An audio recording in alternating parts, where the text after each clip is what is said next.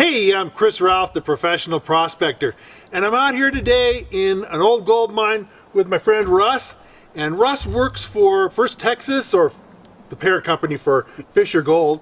And we're here to kind of talk about a new metal detector that's actually an old metal detector at the same time. That's right. The Gold Bug 2 has been around for a lot of years, since the 1990s. I don't know exactly which year it came out, but you know, that's a long time for a metal detector. It's one of the longest ones that's still in production. But you know why it's still in production? Is because it's such a great metal detector. It was ahead of its time when it came out, and it still competes with any of the really sensitive gold detectors that are on the market. And they're coming out with a kind of a new version of it, slightly different. Essentially all the electronics and everything are the same. Sure. But we're going to having a meter here. We can flip this to show the meter, and a little bit different setup as to how you ground balance and that kind of stuff. But other than that, the essentials of it are still the same.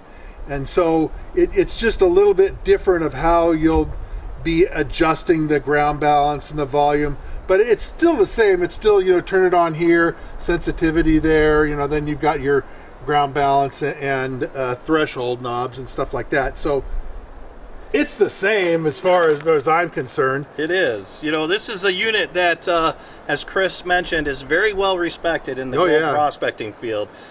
So we made a couple of little changes. Our goal was to not affect the operation of the unit, which we feel we had. We wanted to make sure and verify that, and we could think of nobody better than you to put it into your hands. Okay, here. well, thank you very much. I've had my Gold Bug 2, you know, the one I've been using, I've had it for well over 10 years, and I've found nuggets with it all over the place. Alaska, California, Nevada, Arizona.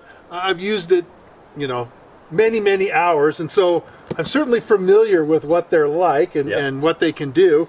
And so I'm going to unbox this, and we're going to go through some testing and, you know, just really see and confirm that this is every bit as top-notch as the original version is.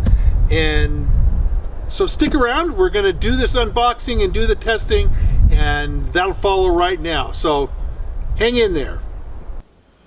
Okay, so I'm just going to do a short unboxing segment.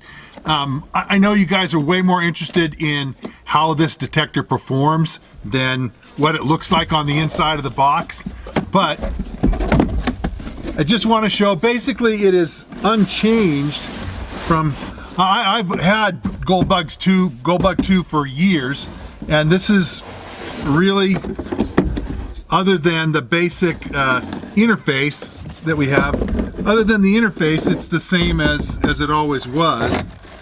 It still runs on two 9-volt batteries, and everything is still pretty much packed in the same kind of a container. Still the same hand and armrest. The directions are pretty much the same, other than the directions for the user interface. The box, still the same size. It does have this screen, and how you interact with it is different, but the net result, the settings are the same. Still has setup for mounting. You could mount it on a belt and carry it that way if you wanted to be doing it that way. Still the same size, small coil that's been used on the Gold Bug for years. Very sensitive. Concentric type coil, it's not a double D. And then the same type of setup for mounting the coil. And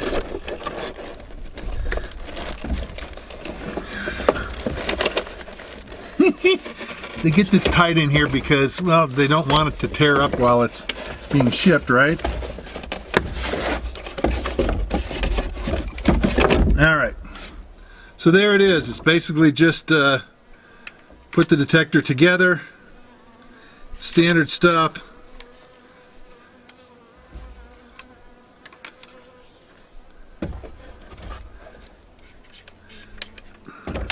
Anyway, it's all standard stuff.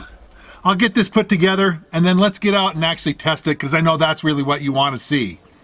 Okay, so because the user interface is really the key item here that's had any significant change, I thought we would start with the old interface just to establish what it used to be, and then we'll talk in more detail, of course, about the new interface.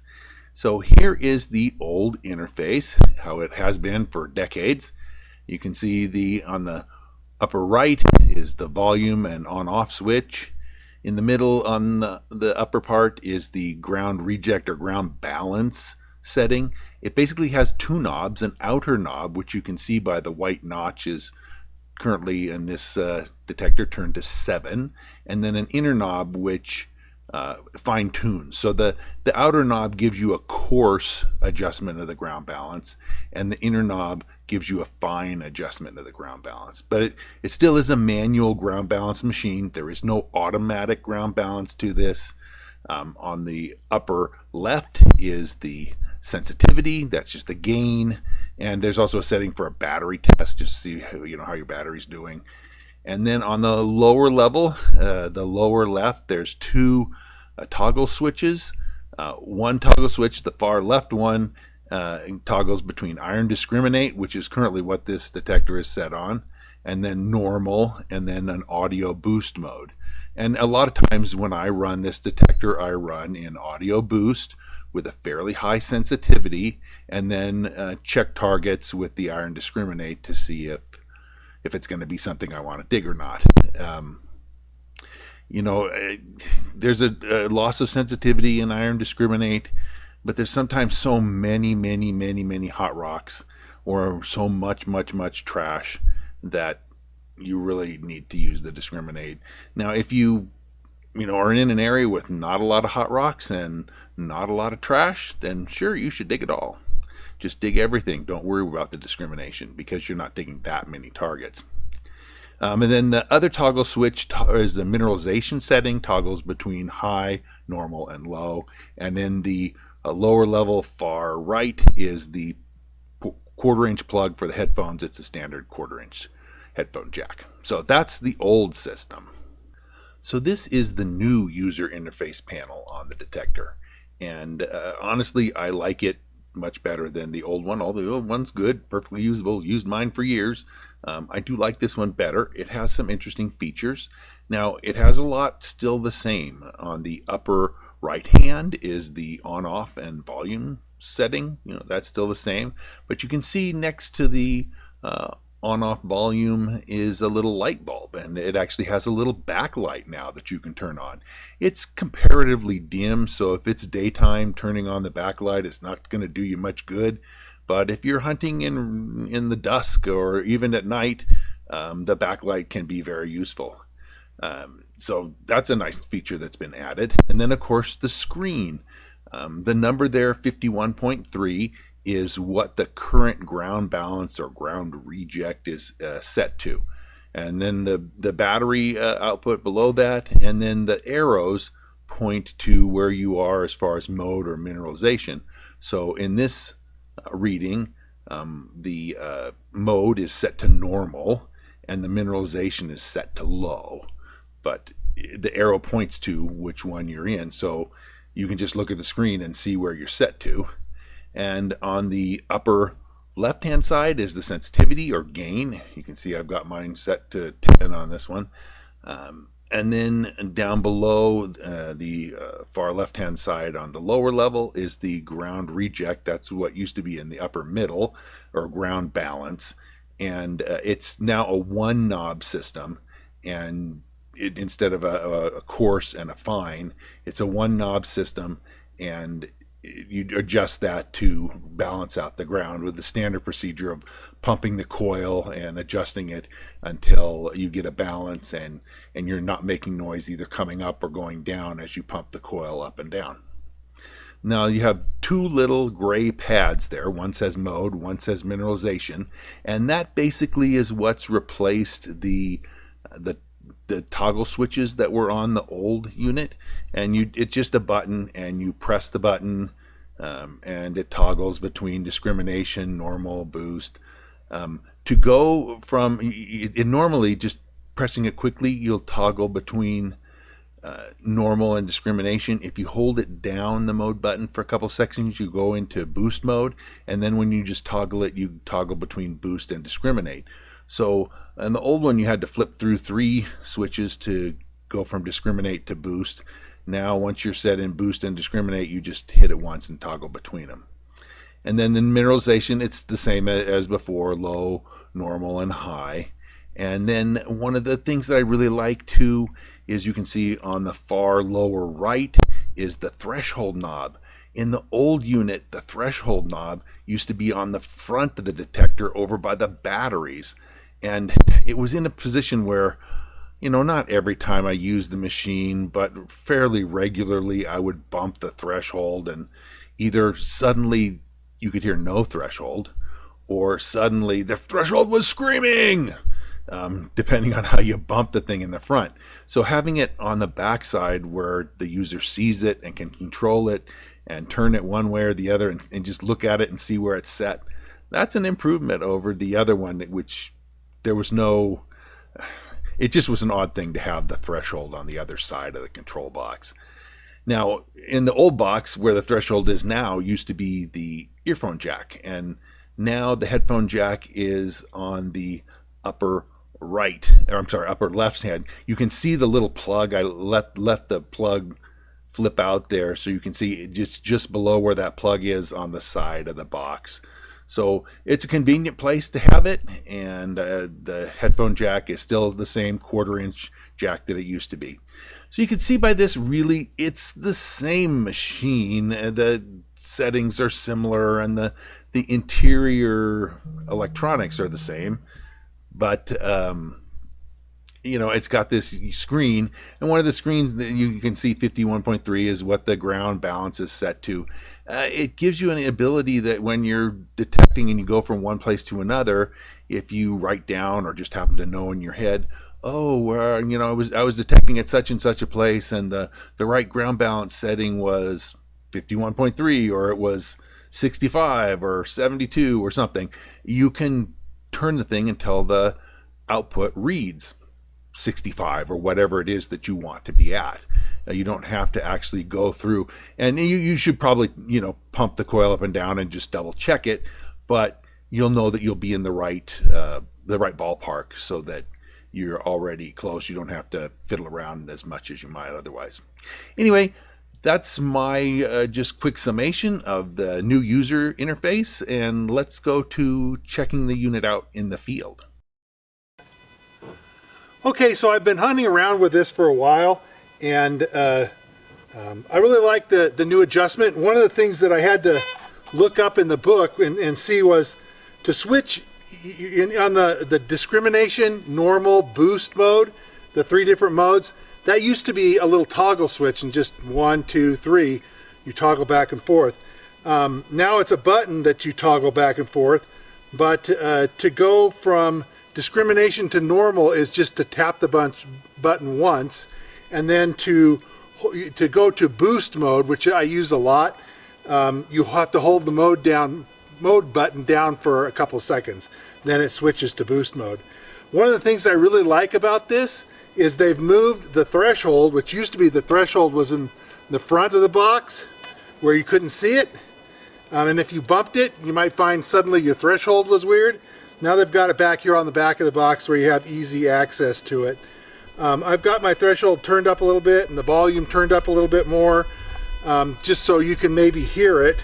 And let's go ahead, and I've gone around here and found a target. I want to show you first in normal mode that there's just all kinds of little hot rocks here.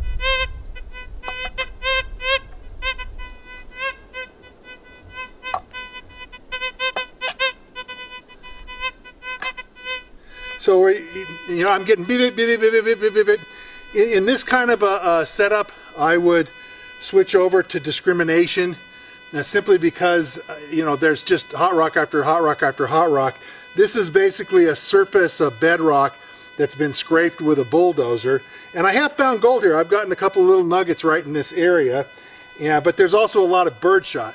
And the truth is, if you're finding birdshot with your gold bug, if you put the coil over a nugget, you would be finding a nugget too. A lot of the little nuggets that I find are right in that same size range as a piece of birdshot. And I've gone around here and I switched into discrimination, which, okay, I'm now switched into discrimination, and I've got a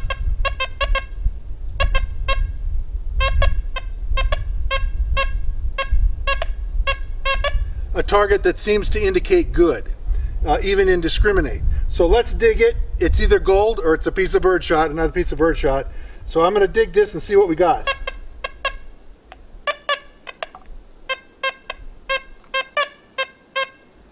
Okay.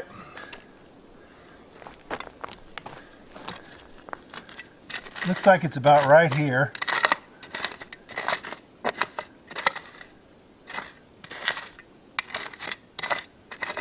And that's right on bedrock. Let's see if we've moved it.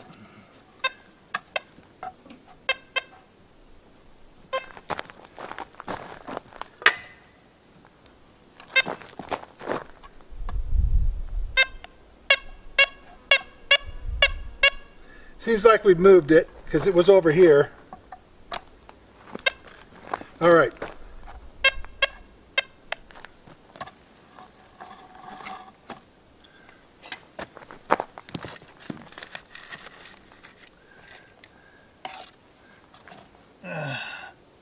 All right, so I think I've got it in my spoon. Well, let's test it.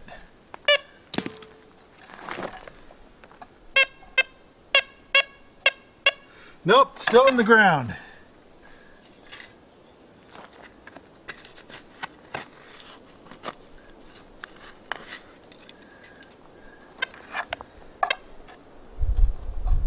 All right, now I think I may have it in the scoop. Let's see. Yep, that sounds like it's in the scoop.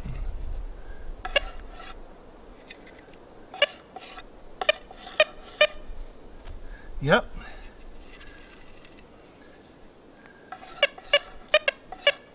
Yep.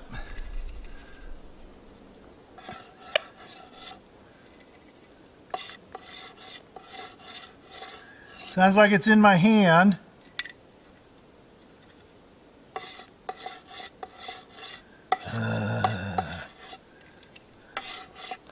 All right, seems like I've lost it.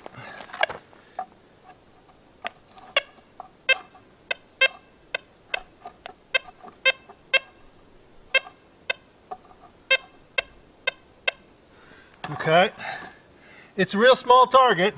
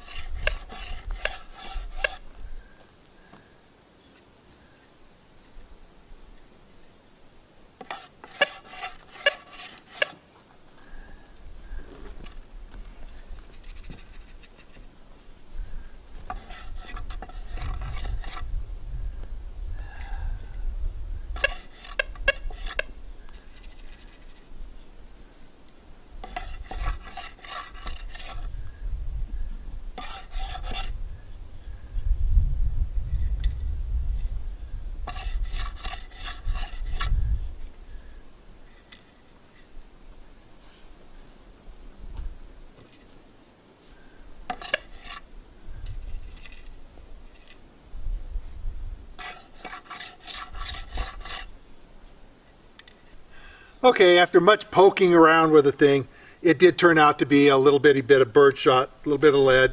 Like I say, some people were shooting over this way and scuffed the ground, and there's a lot of birdshot on the ground, but I have found nuggets here too. So anyway, if you can find easily little specks like this, and especially in among hot rocks, there's so many hot rocks in this area, the detector is very sensitive and it's doing a good job. Like I say, I like some of the modifications that they've made, especially moving the threshold back to the control area of the box instead of some special other area. I'm going to keep using this and I'll give you some reports, but so far I'm I'm real pleased with how it's going. I'm convinced, because of the ability to hit little targets like this easily, I'm convinced that the revised or newly modified Goldbug 2 is every bit as sensitive as the old version, and honestly I think a little easier to operate for the operator. Now, if I have owned a Goldbug 2 for years and years, and if I was someone out there that has owned a Goldbug for years and years, would I go out and sell my older Goldbug to buy this newer Goldbug? The improvements are good, but probably not. On the other hand, this is a good machine, and if you're looking for a reason to buy an American-made machine that's very sensitive and has a track record of finding gold, this is a great machine to do it. And now they've made it even a little bit better. So that's kind of my conclusion, that basically the guts of the thing are the same. The only thing that's really changed is the part that controls how you interface with the machine. You actually have a ground readout now. That's one of the things that you never had in the past with a Goldbug 2. You never had a readout of what your mineralization level was when you were adjusting it. Now you can take note of that, and if you come back to a different area, you can readjust your machine for what you had it on before, because you have a readout of what the mineralization level of the ground is. And so my conclusion is it's a big thumbs up. I'm real happy with the machine, and I will be using this detector and testing it out further. And like I say, may give you back some further reports, but if you want to know about it, that's what you need to know. Really, it's the same machine that it has been. The user interface is modified, but I see no sign of any reduced sensitivity. It seems to be working great. And this is a very difficult place to detect for a VLF, especially for a sensitive VLF, simply because there's so many hot rocks in this little area. So it's doing good. It's performing up to expectations, and that's basically what I wanted to let you know. So my call for the revised new old Goldbug 2 is a thumbs up. Now, there's two parts of finding gold with a metal detector. One is having a good detector like this, knowing how to operate it, knowing how to recover targets and find whether it be lead or gold or whatever. That's one part. The other part is the skill of knowing where to place your coil, because even for a great detector in the hands of somebody who really knows how to use it, if you don't put the coil over a nugget, the coil isn't going to magically make a nugget appear. You have to know what you're doing. It's a skill of being a prospector. Now, if you want to learn more about the skill of actually finding the gold, I wrote a book about that, and I'm going to tell you a little bit more about my book right now. So let me tell you a little bit more about my book. It's called Fistful of Gold, and I wrote it because I want you to be able to go out and find for yourself fistful of gold. And you can see that it's an encyclopedia with all kinds of information, pictures, and that sort of thing. It's not in color, but color would have cost me a lot more to have printed, and so the book would have cost a lot more. It's for sale on Amazon, and you can pick it up. I'll put a link in the description below. I also serve as the editor for a prospecting magazine. It's ICMJ's Prospecting and Mining Journal. And honestly, you should check that out. We got stories and information, legal stuff, everything you know to increase your skills as a prospector. I write articles in this every month, and a lot of other very experienced prospectors contribute to the magazine as well. So check the magazine out. Also, I have a website, and the website is at NevadaOutbackGems.com. I'll put a link for it in the description below, but there's gobs of information there that you will find useful in your prospecting efforts. Finally, I want to say that I really appreciate your comments and thoughts, and even positive criticism. Don't come on there and just toss out insults, because I'll just delete your comments.